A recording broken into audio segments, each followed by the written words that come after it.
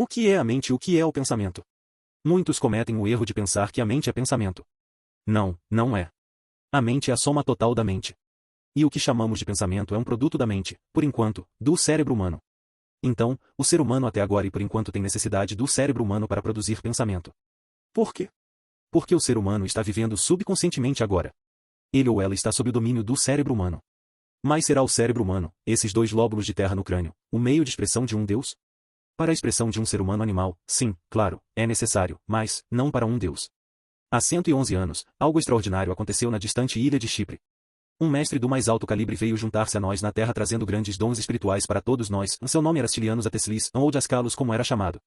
Grandes mestres já vieram antes, estão aqui agora e sempre continuarão a vir à Terra.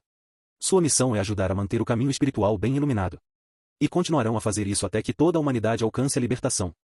Eles iluminam o caminho com sabedoria, amor e poder, mas cabe a nós trilhar esse caminho. É com o mais profundo amor e respeito que reconhecemos o nascimento de Dascalos. Mas, como em todos os aniversários, sinto que não é tanto o dia em que uma pessoa nasceu, mas o dia em que ela nasceu em nossas vidas que é importante. Obrigado. Porque através de sua absoluta bondade e misericórdia e tua sabedoria total, tu me criaste como ser humano e o humano no qual vivo. Você me fez o filho do homem, da ideia do homem, que está em você, em sua natureza. Obrigado por me conceder seus santos arcanjos. Para criar meu corpo material, que conheço e estou usando. Ajude-me a conhecer a verdade, a sua verdade na Terra. Ajude-me a usar a supersubstância da mente que emana de você e que me é dada para usá-la da maneira certa, para conhecer meus outros corpos e sua natureza. Eu sei que meu corpo material é feito de matéria grosseira e meus outros corpos são feitos pela mente sagrada como substância, matéria e supersubstância. Obrigado. Ilumine minha mente para entender isso. Você é a verdade, entendo que você é o Deus. A vida eterna, o eterno, manifestando-se no prazer da vontade, no prazer divino e nos fenômenos da vida. E um desses fenômenos da vida sou eu. Como ser humano, vivendo no corpo material. Que é a sua própria concepção. Sua sabedoria total, obrigado. Eu entendo agora. Agradeço-te pelo que me dás. Você me deu muito. Você me deu tudo. Você me concedeu a mente, a vitalidade etérica para respirar e viver e meus corpos para viver neles. E você não pediu nada de mim. Se eu te amo e rezo para você, não é para você. É para minha pequena fortuna. Não importa como eu te glorifique. Por não te entender por enquanto. Como ser humano, eu minimizo você. Perdoe-me por isso. Dá-me hoje o meu pão de cada dia. A mente, como vitalidade etérica. A vitalidade ao meu redor. Limpe meu coração para não refletir nada exceto o amor. Não permita que eu entre em tentação. De reclamar, de odiar, de ser vítima. Da lei e da separatividade. Faça de mim um bom instrumento em suas mãos. De todo o coração, quero servir-te. O que você acha do conceito de positivo ou negativo? Neste sistema de ensino chamamos de positivo ou contrapositivo. Neste exercício, vamos meditar sobre o significado dos nossos elementais positivos, elementais negativos e pratique a criação de um elemental de qualidade razoável. É muito oportuno contemplar este assunto, considerando o que está acontecendo em nosso planeta Terra. As pessoas estão gritando umas com as outras do outro lado da rua. As pessoas estão lutando e machucando umas às outras pela justiça de cada lado.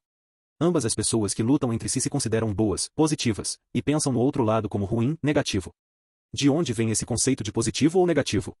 Normalmente, quando sentimos que algo está física, emocional ou mentalmente satisfazendo nosso interesse e é aceitável, sentimos que é bom e positivo.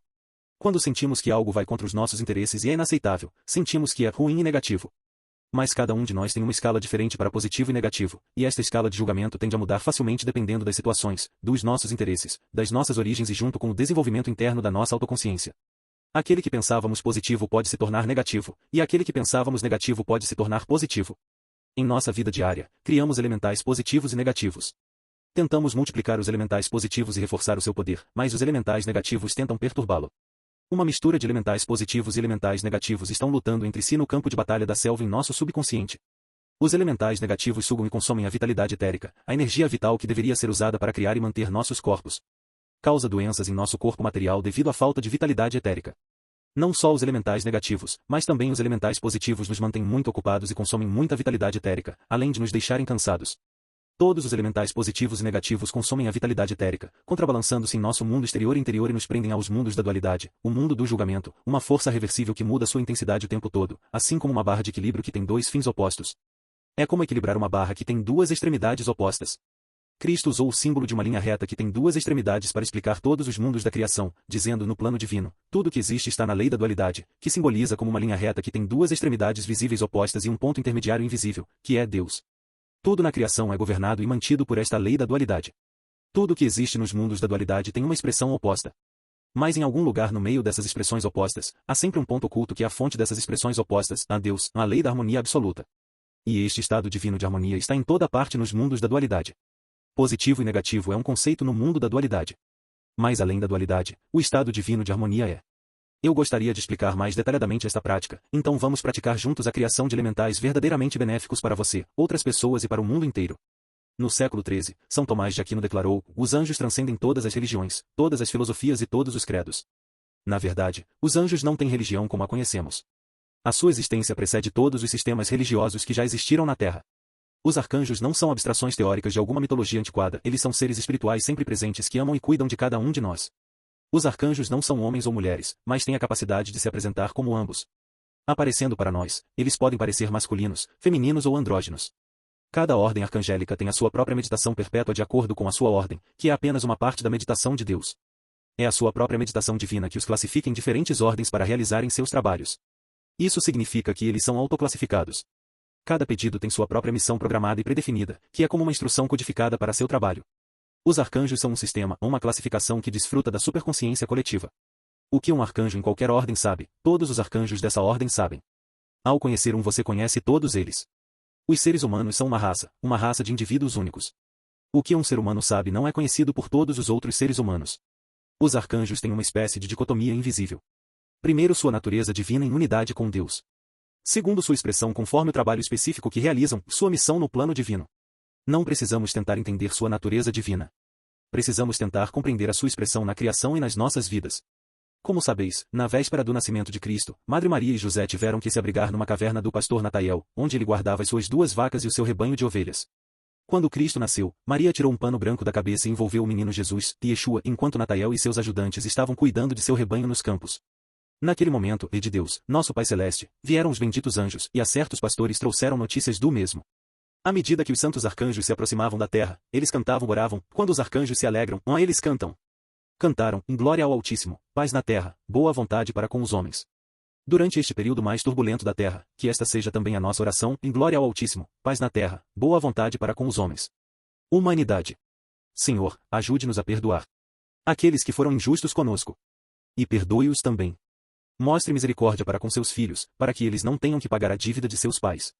Ajude os injustos a pagarem com uma moeda suave de bondade, e não com uma moeda dura de dor por sua tolice. Dê-lhes, meu Senhor, a chance de mudar. E dê-nos paciência. Dê justiça a todos nós. Seja feita a tua vontade, meu Senhor. Muita injustiça está acontecendo no mundo e em nossa vida diária. O mundo onde vivemos está cheio de injustiças. Porque os mundos de existência são regidos pela lei da dualidade, que é uma lei divina para produzir as correntes de energia bipolares e criar a força de atração e repulsão. Podemos observar esta força oposta e equilibradora em todo o lado nos fenômenos da vida neste mundo, na relação humana com os outros e até dentro de nós próprios.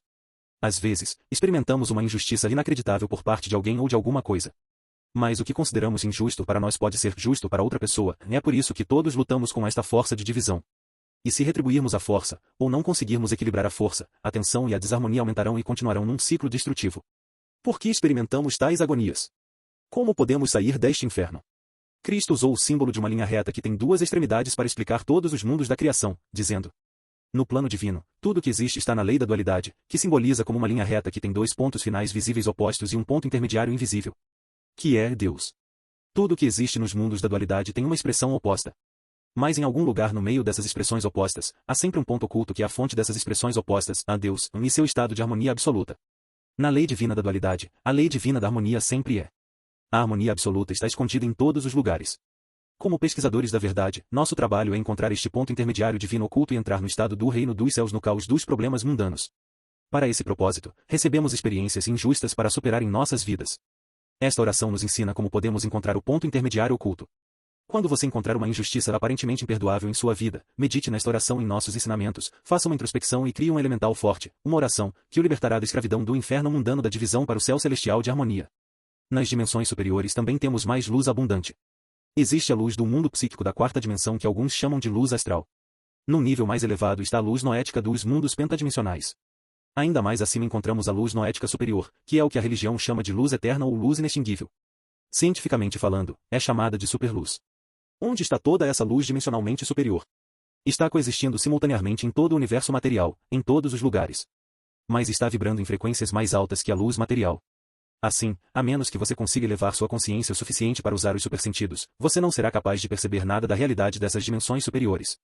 A luz noética e noética superior nos proporciona profunda compreensão e inspiração. A frase "a luz da compreensão" é uma referência ao conhecimento e à inspiração transportados pela luz noética e noética superior. É interessante notar que o que a humanidade chama de inspiração e compreensão é frequentemente associado à luz. Todos nós já vimos a imagem de uma lâmpada iluminando a cabeça de alguém quando ela tem uma grande ideia. Grandes momentos de descobertas científicas muitas vezes surgem como flashes de insights. Gutenberg descreveu a sua ideia para a primeira impressora como se ela viesse de um raio de luz. Disse que Einstein teve sua ideia para a teoria da relatividade em um sonho em que cavalgava sobre um feixe de luz. Avanços científicos, artísticos e espirituais são comumente referidos como uma espécie de experiência mística de luz. Por que é? Pergunta: você costuma dizer que o amor altruísta não tem condições. Então, se alguém que você ama lhe faz mal, você precisa se retirar e terminar o relacionamento. Por que devemos amar o próximo como amamos a nós mesmos?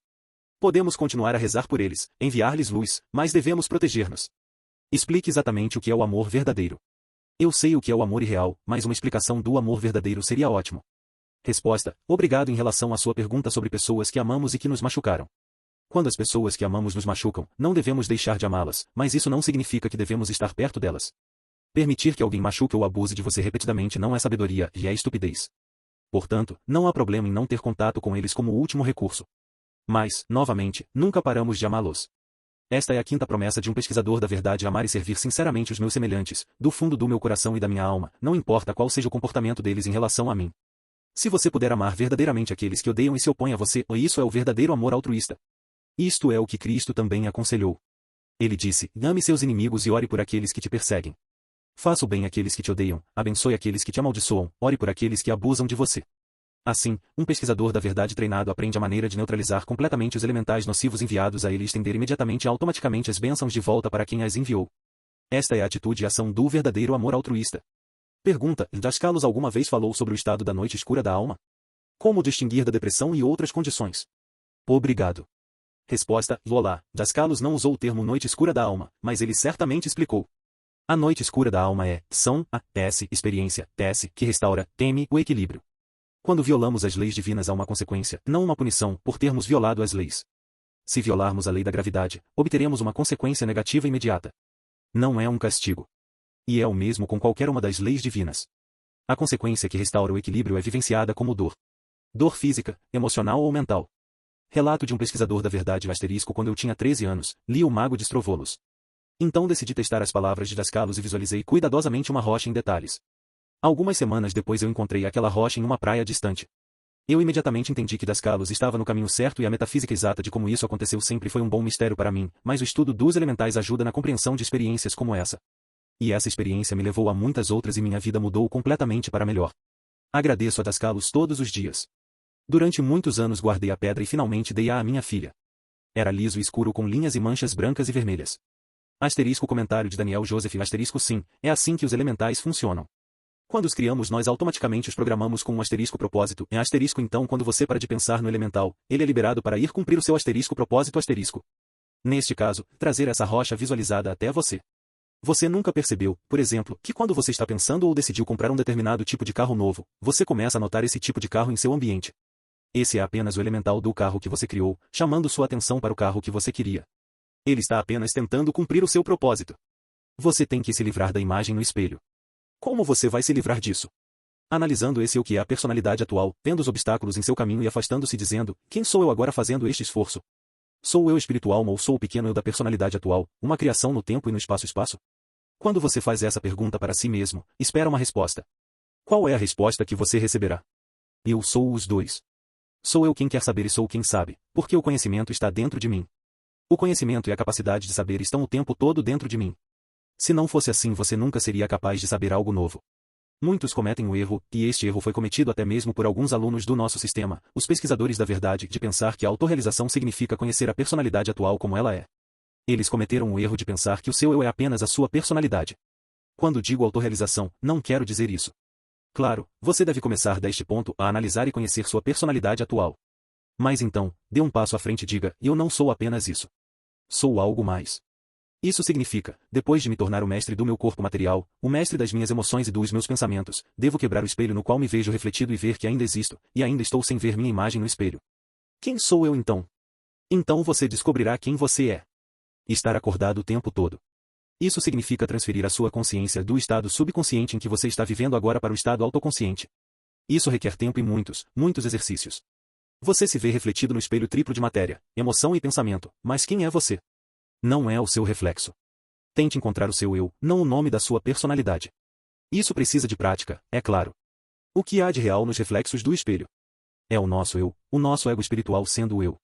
Mas agora, como enxergamos através do reflexo sobre esse espelho material, psíquico e noético como uma personalidade atual? Olhando neste espelho você comete o erro de que a sua imagem no espelho, o seu pequeno eu no corpo material, psíquico e noético, é o seu verdadeiro eu. Estamos diante deste espelho, ou melhor, entramos neste espelho. A natureza do amor divino. É claro que não é possível descrever adequadamente o amor divino usando palavras. O que podemos dizer é algo sobre as características do amor divino. O amor divino é puro, perfeito e autossuficiente. O amor divino é não dual. É sem a polaridade das distinções de sujeito e objeto. O amor divino simplesmente é. Não vem ou vai. Não diminui nem aumenta. Não tem razão ou época. O amor divino é incondicional e eterno porque é a própria natureza de Deus. Além da vasta gama de amor humano multicolorido encontrado nos três mundos da existência, encontraremos este amor divino inabalável no reino do ser, que também é o centro do nosso ser. Todos os três mundos de existência estão suspensos no amor divino. Eles são uma criação do amor divino. Nós e os outros habitantes destes mundos de existência somos personificações do amor divino, obscurecidos em menor ou maior grau pelas nossas conchas autocriadas. E é a qualidade das nossas próprias formas de emoção-pensamento, dos elementais, que determina a transparência da casca da nossa personalidade. E isso determina a qualidade e a quantidade de amor que você permite ser expresso através do filtro da sua autoconsciência. O que significa através da sua maneira particular de pensar, sentir e se comportar. O amor divino é a natureza eterna de Deus e como espírito-alma é também a nossa natureza eterna. Em última análise, o amor divino é a força irresistível, isso irá reivindicar todos nós um dia. Karma. Pergunta de um pesquisador da verdade, prezado Daniel Joseph, gostaria de perguntar se alguém que tem uma doença longa, passando por muitas dores, significa que nossas emoções também ficam mais limpas? Ou está apenas resolvendo nossos karmas? Obrigado. Comentário de Daniel Joseph, em boa pergunta, são as duas coisas. É claro que tudo o que acontece em nossa vida é devido à lei de causa e efeito, a karma. E ao mesmo tempo, quando sofremos dores físicas, emocionais e mentais, isso realmente nos purifica e nos prepara para dias melhores que virão. Está escrito que se você realmente soubesse o que o seu sofrimento fez por você, você rezaria para que ele nunca parasse. Tudo o que você precisa é praticar, fazer do ensinamento parte de sua vida e engajar-se seriamente, diariamente, com a meditação correta, aprendendo a concentração, a observação e a introspecção. Você tem que trabalhar, você tem que usar seus próprios poderes. Em todo o resto, os livros e os irmãos instrutores estão mostrando o caminho e ajudando você, mas você tem que se esforçar para encontrar a verdade e conhecer a verdade a respeito da vida.